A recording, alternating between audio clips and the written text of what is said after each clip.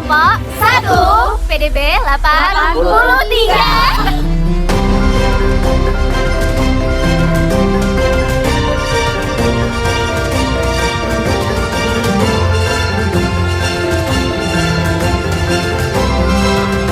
Sekarang kita lagi ada di rumah Hot Cokro Aminoto. Tunjukin rumahnya.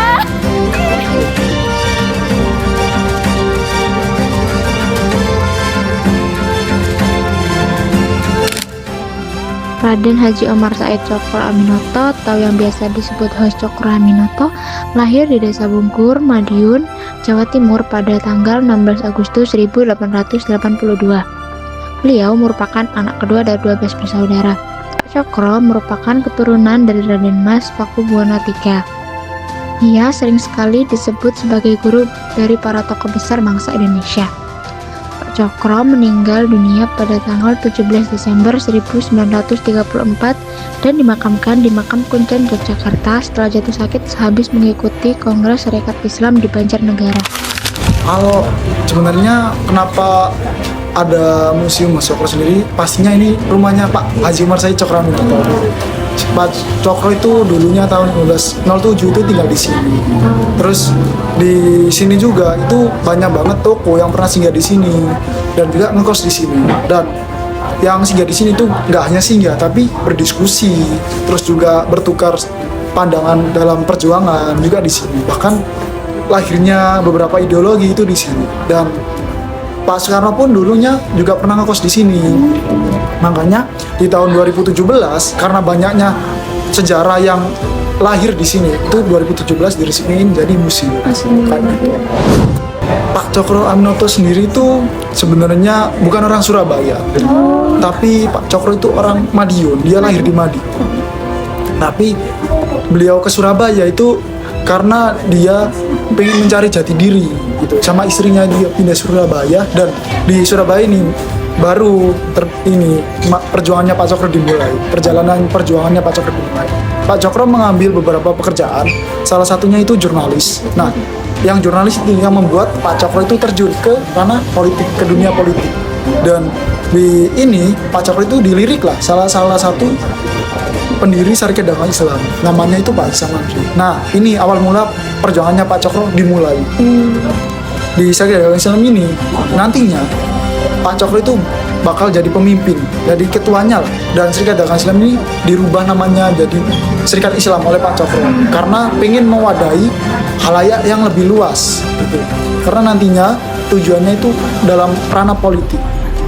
Dan di sini mulailah Pak Cokro mulai melakukan pergerakan, mulai melakukan perjuangan hingga akhirnya Syarikat Islam ini menjadi organisasi terbesar pada saat itu.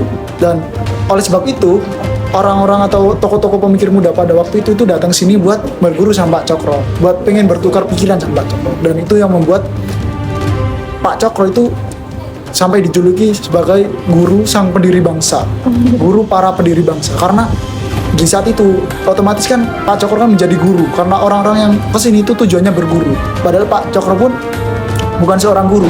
Kalau bangunannya sendiri itu masih sama kayak dulu, gak ada, cuma renovasi mungkin cuma dicat atau dipulas aja.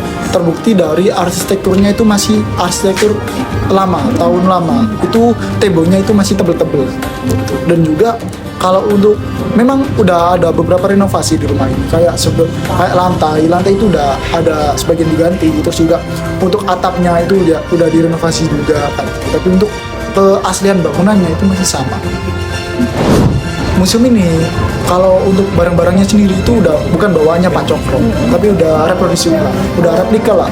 Tapi disamain sama pas Pak Cokro dulu, pas bawaannya Pak Cokro disamain.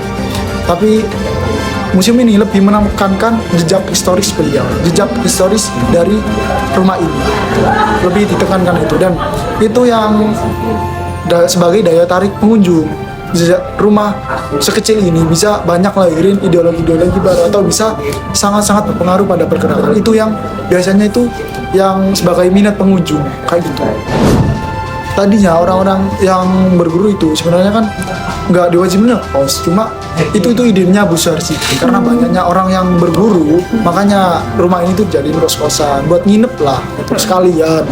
Kalau harapanku sih setelah mengetahui rumah ini, setelah mengetahui jejak historisnya Pak Cokro Aminoto, orang-orang yang udah datang ke sini, harapanku tuh lebih suka berdiskusi atau mengikuti jejaknya Pak Cokro lewat tadi diskusi, bertukar pikiran, bertukar pandangan gitu. Itu karena nantinya bakal ngelahirin banyak banget pengetahuan-pengetahuan baru. Kita bisa dapat ilmu baru, relasi baru, terus juga dapat wawasan baru, dan itu didapetin lewat diskusi. Dan itu kan sama ceritanya Pak Cokro. Pak Cokro dulu perjuangannya itu lewat diskusi dan diplomasi. Dari penjelasan pemandu museum dan pengamatan terhadap suasana rumah serta benda-benda peninggalan di dalamnya, bisa kami simpulkan bahwa kehidupan Pak Cokro mencerminkan nilai-nilai luhur masyarakat Jawa, seperti kesederhanaan, ngunduh kawruh, gotong royong, dan rasa hormat terhadap sesama. Beliau dikenal sebagai sosok yang adab asor atau rendah hati dan menguaki uang atau memanusiakan manusia, yang memperlakukan siapapun dengan rasa hormat tanpa memandang status sosial.